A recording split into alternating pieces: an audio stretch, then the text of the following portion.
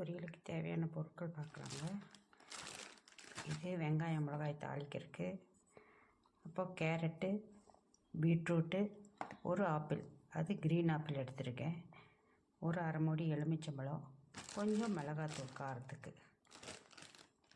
கொஞ்சம் கடலெண்ணெய் ஊற்றி கடுகு கடலப்பருப்பு போட்டு தாளித்து கொஞ்சம் வெங்காயம் போட்டுருக்கேன். அதுலேயே கொஞ்சம் கல்லுப்பும் போட்டு வதக்கிட்டுருக்கேன். நறுக்கி வச்சுட்டு கேரட்டு, பீட்ரூட்டு, ஆப்பிள் எல்லாத்தையும் நல்லா போட்டு வெங்காயம் மிளகாய் போட்டு தாளிச்சுட்ருக்கேன். இதில் இப்போ கொஞ்சம் மஞ்சள்தூள், கொஞ்சம் மிளகாத்தூள் போட்டு கலக்கி விடணும். கொஞ்சமாக தண்ணி ஊற்றி, காய்கறி முழுகிற அளவுக்கு தண்ணி ஊற்றி தட்டி வச்சு மூடி வேக வைப்போம். அப்பப்போ கொஞ்சம் திறந்து கலக்கி விட்டுக்கோங்க.